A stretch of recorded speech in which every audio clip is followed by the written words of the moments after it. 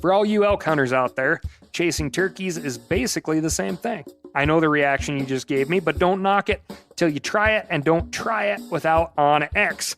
The Hunt app will not only help you find new areas on public ground, but I use it to find out landowner info to get permission on private ground that I see birds on as well. OnX Hunt has a special offer for you. Use code CAL to receive 20% off your membership at onxmaps.com/hunt and find more birds this spring. There's nothing like snook hook sets at dawn or catching a tarpon in the moonlight. Find your next fishing trip made easy on fishingbooker.com and experience the magic of the Sunshine State or any other destination on your fishing bucket list. Book a blue water adventure in search of sailfish or go snapper fishing with the kids. With over 6,000 captains and trips to choose from, planning your next one just got a whole lot easier. Download the Fishing Booker app on the Google Play or App Store, or visit them online at fishingbooker.com to book your trip today. I'm sure a lot of you guys remember the old ceremonial hunting tradition of eating the heart out of the first animal you kill. Meat from those organs are among the most nutrient-rich foods on the planet. You can get those same benefits your ancestors craved via convenient daily capsules from Heart and Soil. Find out more at heartandsoil.co. And remember, use code MeatEater for 10% off your purchase. From MeatEater's World News Headquarters in Bozeman, Montana, this is Cal's Weekend Review presented by Steel.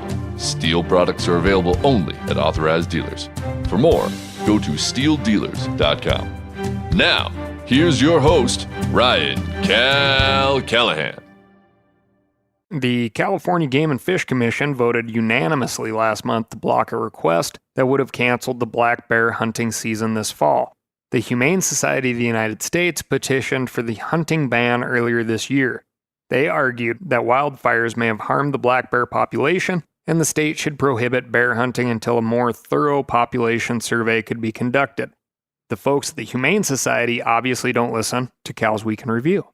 As we've covered on this podcast, wildfires rarely have population-level effects on animals. While some individuals die, especially in large and fast-moving blazes, large animals are often able to escape the firewall and return to their original territory. That appears to be the case with California's black bears. The state biologist testified that there is no evidence of a steep decline of the state's bear population. In fact, the population has grown substantially in recent decades, and bears are expanding into places they haven't been in modern history. Plus, hunters harvest less than 5% of the bear population every year, so even if there was a decline, it wouldn't be due to the fall bear hunting season. In this case, I think the science today, after seeing these presentations, leads me to believe that the bear population is abundant and that there's no reason for immediate or emergency action. If the folks who on both sides want to have a debate over whether or not bears should be hunted at all, that this isn't the place to have that debate. This is a big win for hunters. As Travis Hall reports over at themeateater.com, black bear hunters showed up at the April 21 commission meeting in droves. About 20 hunters testified at the meeting in person, and another 127 spoke via Zoom. They specifically took issue with how the Humane Society characterizes hunters as trophy hunters. Listen to this, California hunter Seth Watts. I am a hunter. My grandfather was a hunter. My dad is a hunter. We are not trophy hunters. We hunt these animals and put in extreme amount of work to make it happen if we're so lucky. Bear meat, to me and my family, feeds us throughout the year. The hearing also demonstrated that the black bear population in California is healthy, which will make it much more difficult for animal rights activists to go after bear hunting moving forward. That doesn't mean they won't try. The animal rights crowd has made it clear that their ultimate goal is to ban all hunting, and they seem to think bear hunting is an easy first step. Their attempts in California have failed so far, but there are lots of ways to change policy in the Golden State. If they can get enough people to sign a ballot petition to ban the cruel and heartless killing of fuzzy black bear cubs, because, that's how they describe it to others, California will be well on its way to banning bear hunting. As a side note here, I was particularly struck with Commissioner Murray, who said by way of defense of hunting, quote, "I don't particularly subscribe to the notion that just because most people don't do something, we should do away with it. Most people don't hunt, most people don't fish, and that doesn't mean that people shouldn't have the ability to do it. That's not what democracy is. Only about 4.5% of Americans hunt, while around 20% fish." This week, we talk spearing, small cats, and skeeters, but first I'm going to tell you about my week. And my week was pretty darn great. Jumped in with a couple of buddies and hunted eastern Oregon for turkeys. For the first time ever on this trip, the birds were very cooperative. I think it's because we got a break in the weather in between some storm systems. We managed to call in a bunch of birds, got 0 ticks, which is a record. We had some misses, which may have been more fun to watch than the perfect scenarios. Aside from the weather, I also chalk up this trip's success to patience. Killing them with our butts instead of our feet. Double up! We were also on a friend's private property, which is absolutely an advantage. But when it comes to turkeys, I'll tell you, if you're on public or private, a casual approach to a gobbling tom seldom gets the job done.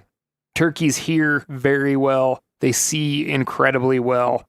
So this time around, even though we were on private land and even though we could hear birds gobbling, we started setting up just on the edge of where we were sure those birds could hear our calls.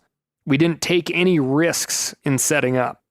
This limited any unnecessary noise that can make a relaxed tom turn into a doubting Thomas. I did use some fighting hen type yelps in the afternoons that helped out quite a bit. But I also worked the small purrs and putts on the old Phelps slate call, and that really got the job done well. The other thing I tried out on this trip was a 410 gauge shotgun, the style of which is very similar to a rifle. I outfitted this gun with a Vortex red dot and used 3-inch Federal TSS loads in number 8 shot, I believe. This thing is a dream to carry around the woods, super maneuverable. I killed both birds that I got this trip with it, both of which were really nice toms, one of which is the nicest tom I've gotten in a long time. The first bird almost did an entire 360-degree circle around me over the course of probably 30 minutes.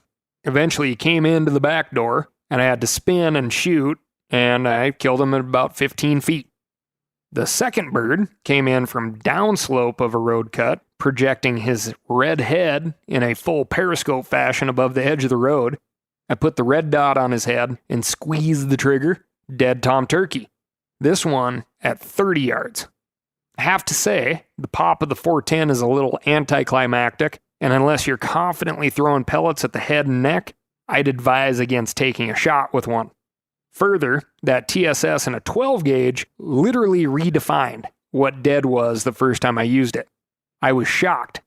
Those birds, with a load of number 9 shot TSS out of the 12 gauge, even in a 3-inch, not even a 3.5, seemed to have the life sucked from them before the shot shell wad hit the grass.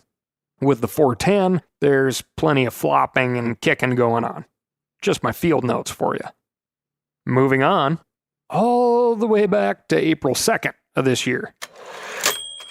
Angus LeBourne, a Mohawk citizen and member of the Haudenosaunee People Confederacy, speared 23 walleye on Screeba Creek near the Oneida Fish Hatchery in upstate New York. State conservation officers ticketed LeBourne for taking the fish during a closed season, by means other than angling, and in closed waters. Closed waters, meaning just upstream of the hatchery, and during a closed season, as this is when walleye are spawning. Then, on April 5, LeBourne returned to Screeba Creek with 14 other men, and the group speared a total of 42 more walleye. This time, environmental conservation officers did not intervene. On April 9, state workers barricaded the parking lot around the hatchery to deter any more fishing.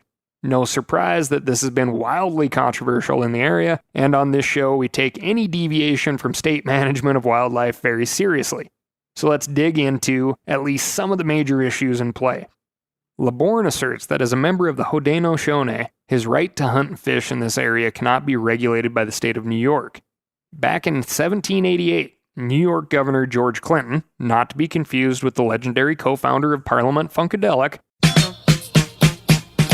signed a state agreement with the Oneida, which are members of the Haudenosaunee, which contains the following two clauses. With the exception of a reservation, quote, the Oneidas do cede and grant all their lands to the people of the state of New York forever, unquote. But that agreement also grants the Oneidas, quote, and their posterity forever, the free right of hunting in every part of the said ceded lands, and of fishing in all the waters within the same, unquote. New York signed similar agreements with surrounding nations in 1788 and 89. The Haudenosaunee dispute the legality of these documents, but if New York still finds them binding, the state must hold itself to their provisions. And in 1794, the still young U.S. federal government signed the Treaty of Canandaigua, which recognizes the Haudenosaunee's free use and enjoyment of their lands and further recognized their hunting and fishing rights on the lands where Scriba Creek and Oneida Lake are situated.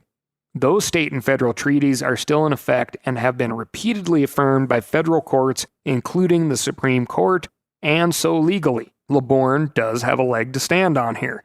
However, that doesn't mean that spearing spawning walleye right next to a hatchery is winning him a bunch of friends. We spoke with attorney Joe Heath, general counsel for the Onondaga Nation, which is also part of the Haudenosaunee, who has been working on treaty hunting and fishing issues in this area for decades. Heath told us that before LeBourne set out, he should have asked permission from his Mohawk Nation, as well as from the Oneida and the Onondaga Nations, whose territory Scriba Creek runs through. But he did none of the above and kind of ticked everybody off. However, friction and confusion around treaty-protected fishing and hunting in this area goes back a long, long time. Often, Haudenosaunee will present their identification, known as red cards, and get ticketed anyway, from ECOs, environmental conservation officers, doing their job trying to protect wildlife. If the ticket is contested in court, typically it's in a local jurisdiction before a judge unfamiliar with this thicket of very old and technical treaty law who's unsure how to rule. And typically it's in a local jurisdiction before a judge who is unfamiliar with this very old and technical treaty law who is unsure on how to rule. All of this leads to even more confusion and frustration. In an effort to resolve the issue last year, the New York State Senate unanimously passed S5266, which would have allowed members of an Indian nation to hunt and fish according to their treaty rights without regulation by the state, provided that their activity followed the quote-unquote conservation necessity doctrine. The conservation necessity doctrine, you may ask, has been established and refined by courts across the country. It essentially comes down to this. The state has to demonstrate that the treaty-protected hunting or fishing is causing irreparable harm to the species in question. If so, the doctrine provides a kind of emergency switch the state can use, but it's a very high bar. And, as much as a, dedicated walleye type person might think Angus LeBourne was being a jerk up there on Scriba Creek as of 2020, there were an estimated 1.2 million walleye in Oneida Lake. So, I'm torn. I'm a big believer in state regulation of wildlife. The system only works because we all adhere to the rules, and those rules have brought back dozens of species from the brink. But there is no way that LeBourne and his friends combined could cause irreparable harm to this resource in this place using this method of take.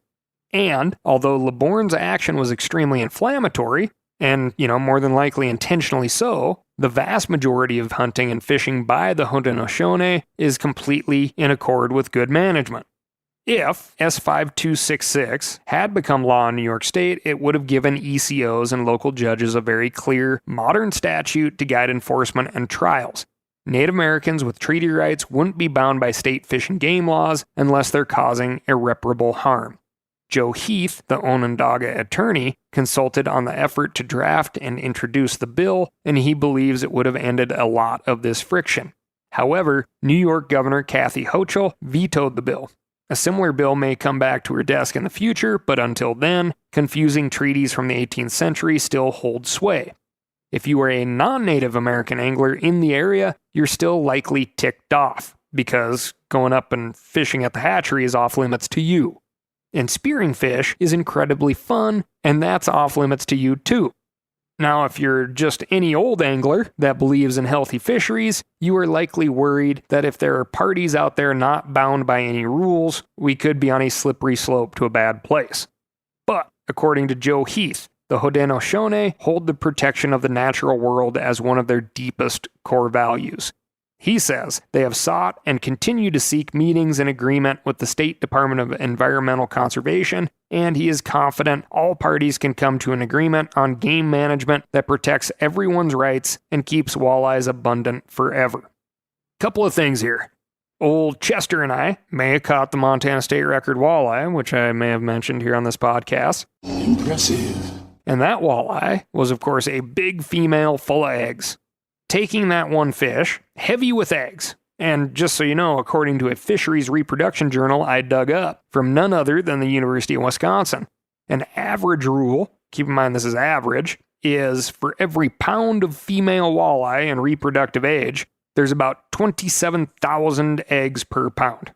Meaning that our girl could have been packing, let's say, upwards of 500,000 eggs. Her death and the removal of those eggs from the system would not have meant anything to the fishery.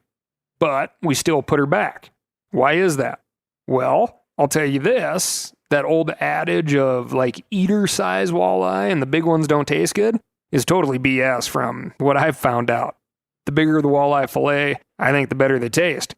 But we still put her back. And one of those reasons is the optics. We didn't talk about it during the catch and release situation, but I don't think either of us want everyone taking big, egg-packing, long-lived, and possibly genetically selected to grow that large walleyes out of the system. But we could have, which again is a big issue with this story. The optics of spearing right next to a hatchery during a spawn are just not great. And what happens if that activity catches, popular fire and everybody's out there doing it? Then, yeah, in theory, it could have a population impact on a species. But in this case, it didn't impact the fishery either. Another thing I want to bring up, which has very little to do with this story. Andrew Clegg was my study partner in high school advanced placement history, and he's still a very good friend to this day. And if you're listening, Clegger, SCOOM, which is an acronym for Seneca, Cayuga, Oneida, Onondaga, and Mohawk, which are the 5 tribes of the Iroquois Nation. Now, that little tidbit never came up on a test or the final exam, but I know you haven't forgotten. For all you elk hunters out there, chasing turkeys is basically the same thing. I know the reaction you just gave me, but don't knock it till you try it, and don't try it without OnX. The Hunt app will not only help you find new areas on public ground, but I use it to find out landowner info to get permission on private ground that I see birds on as well. OnX Hunt has a special offer for you. Use code CAL to receive 20% off your membership at onxmaps.com/hunt and find more birds this spring.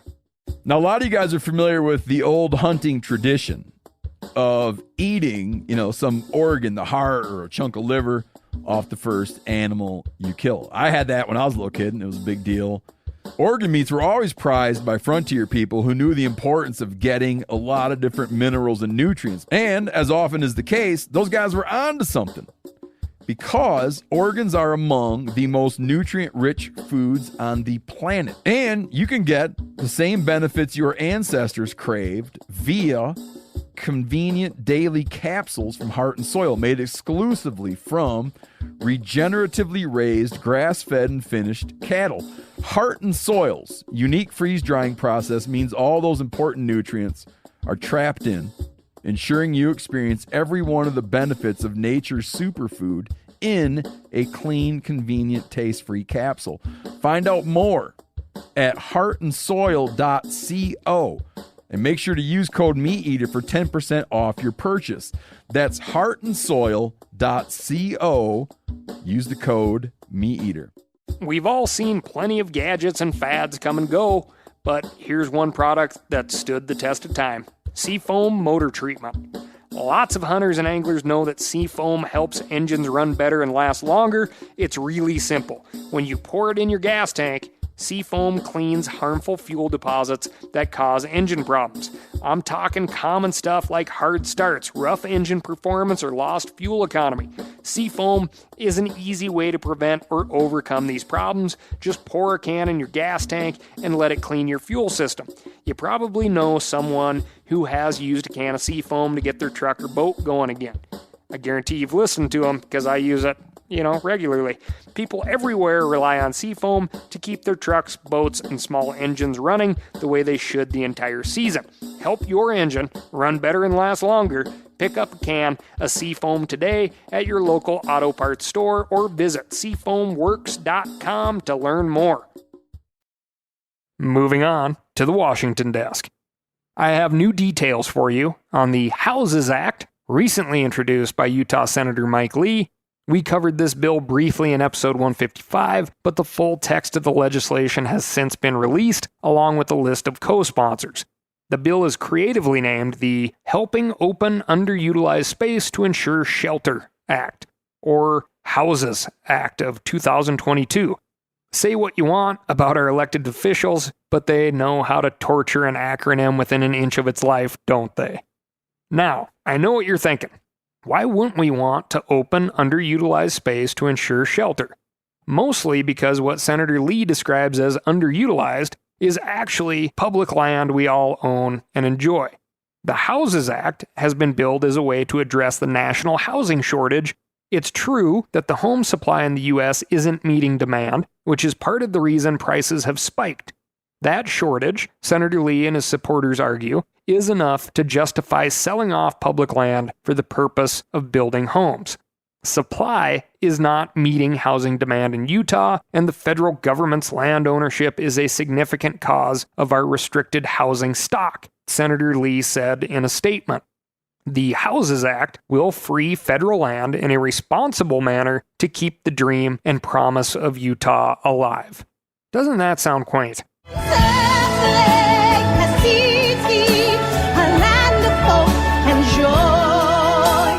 The bill aims to do this by lowering the bar a state or local government must overcome to nominate a piece of Bureau of Land Management land for purchase. Right now, BLM land can only be sold if there are no work or traffic rights. The land is isolated from other BLM land, and it was acquired for outdated purposes. The sale must also directly benefit the public and be able to clear an environmental review process. Under Senator Lee's bill, only existing rights on a parcel of land would disqualify that land from being developed. Meaning, no environmental review process. It doesn't need to be isolated from other BLM lands. It doesn't need to be proven that it was originally acquired for an outdated purpose. All you gotta prove is that nobody else is trying to develop it. If you read the text of the bill, which I really encourage you to do, you'll notice that it could sell public land on the cheap without actually building any houses. According to the text, 15% of each parcel of land could be used for commercial purposes. The remaining 85% can be used to build a wide variety of buildings, structures, and amenities that aren't houses. The land could be used for residential areas, but it could also be used for open space, green space, or allowable community amenities. These amenities include grocery stores, hospitals, police stations, schools, and recreational facilities, among others. In other words, Senator Lee is using a very real housing shortage to push legislation that would permit the sale of public land for an array of endeavors that are, once again, not houses. If you want a real clear picture of what this means, just drive from Tremonton, Utah down to Spanish Fork. I'll bet you can't tell where one strip mall ends and the next begins. It gets worse, believe it or not. When considering whether to grant a state's request to purchase public land, the Secretary of the Interior is not permitted to consider whether the housing shortage could be addressed by building on another tract of land. The Secretary must issue a determination within 1 year, and if they fail to do so, the sale is automatically approved. A year might sound like a long time, but if you're talking about thousands of requests from across the entire country, I highly doubt that 12 months will be enough time to thoroughly vet every request. There are a few silver linings in the bill. if you really squint your eyes. The proceeds from the sale of the land will go back to Interior and can be used for national park system, wildfire prevention, water infrastructure development, and critical habitat restoration, most of which you won't need if you just leave the damn habitat alone. But since the land will be sold for as little as 2% of fair market value, that's 2% of fair market value, it's hard to say that's much of a silver lining. The bill also does not allow the federal government to sell public land with special designations from Congress, such as national monuments, wilderness areas, or national recreation areas, but since all other BLM land is up for grabs, it's hard to find comfort in this either. Theoretically, you could buy up the BLM land that surrounds a wilderness area. It's been done before. Any plans to purchase a public land must be approved by both the Secretary of the Interior and a state's governor. Those are two big hurdles, but those hurdles rise and fall with the political winds. Right now, the Interior Secretary and your governor might be defenders of public land, but after the next election, who knows? So far, Senator Mitt Romney of Utah and Senator John Barrasso of Wyoming have joined Senator Lee to conspire against us. Co-sponsor this legislation. These guys need to know how their constituents feel about putting grocery stores on public land.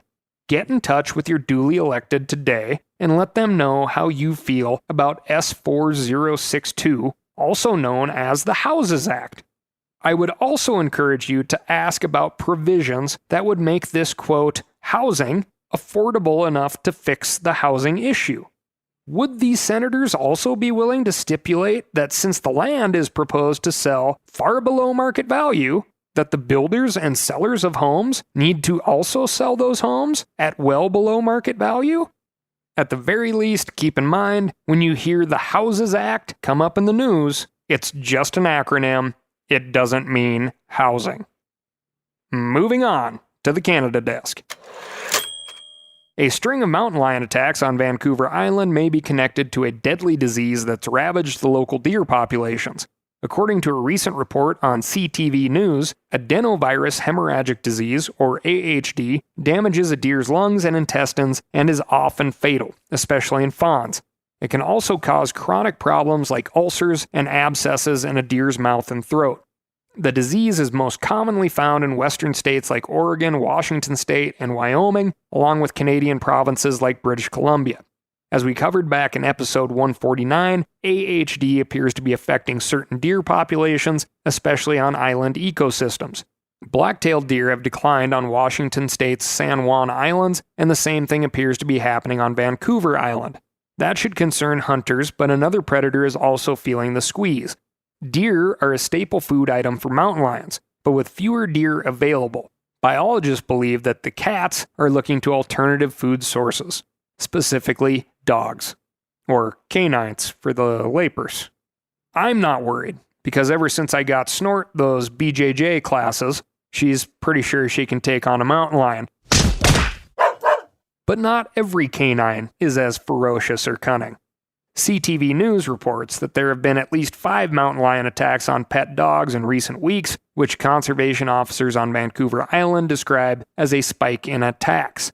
4 of the 5 dogs have survived their encounters. In one incident, a woman was walking with a pit bull off leash when a cat jumped from behind some bushes and started to drag the 60-pound dog back into the shrubbery. The woman, who was not the dog's owner and should receive some kind of medal for bravery, went after the mountain lion with an umbrella. The cat did what most sane people would have done. It dropped the dog and ran. The 8-year-old pooch sustained puncture wounds to the head, neck, and shoulders, but is expected to make a full recovery. Here's a fun fact for you.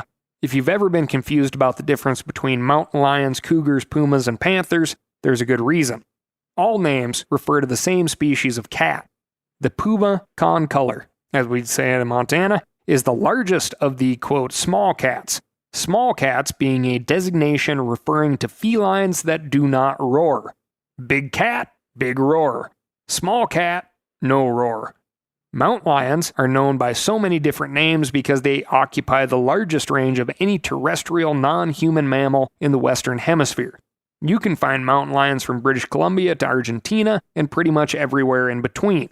Because the cats are known by so many different people groups, they've been given a wide variety of names. Early Spanish explorers of North and South America called them león and gato monte, from which we get the name mountain lion. According to the San Diego Zoo, puma is the Incan word for cat, and cougar seems to have come from an old southern frat house. South American Indian word cugua quorana, which was shortened to cuguar. Sounds better when you say it like that. You gotta harness your interior Antonio Banderas. Cuguar. Whatever you call them. It might be wise to keep your dog on a leash the next time you're going for a stroll on Vancouver Island. Buzzing over to the Skeeter desk, it's that time of year. Back in June of last year, we told you about Oxitec, a company that had started to release thousands of self-destructing Aedes aegypti mosquitoes into the Florida Keys. A. aegypti are the variety of mosquitoes that carry the Zika virus, and pesticides haven't worked to control their numbers. So finding a better solution would be a big public health win. The Oxitec scientists created genetically altered A. aegypti males to go out and mate with wild A. aegypti females. This alteration results in all female offspring having a genetic malfunction that kills them before they can mate. It also gave human parents across the country some extra powder when it came time to give kids, the talk. Things that can happen during the mating process, children.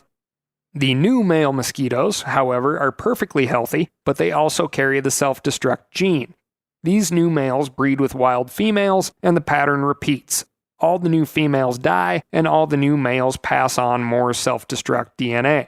This keeps going for generation after generation. More and more males pass self-destruct genes, more and more females dying before they can mate. Eventually, there are no A. aegypti females left, and with no one left to mate with, the non-biting last generation of genetically altered males dies. If everything goes according to plan, there will be no more A. aegypti, no more Zika, and no more genetic mutations remaining on the landscape. But when some people hear genetically engineered organism, they think velociraptors hunting kids in abandoned commercial kitchens. There were numerous and vocal opposition groups to this study.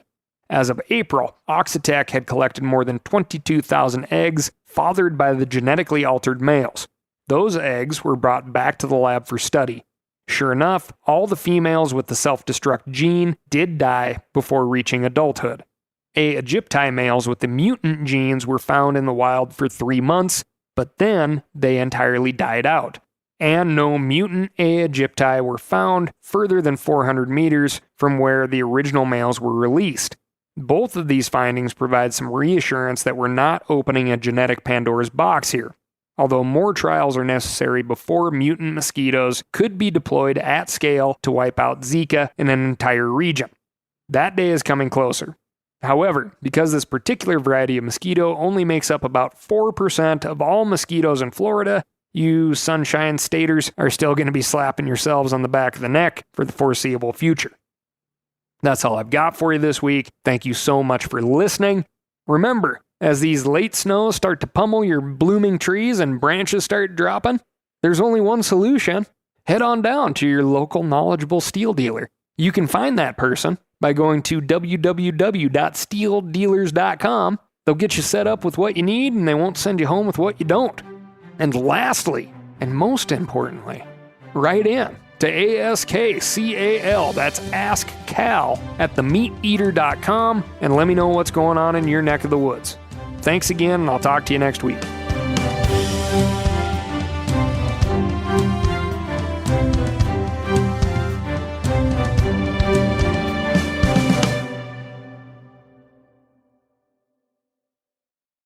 I'm sure a lot of you guys remember the old ceremonial hunting tradition of eating the heart out of the first animal you kill.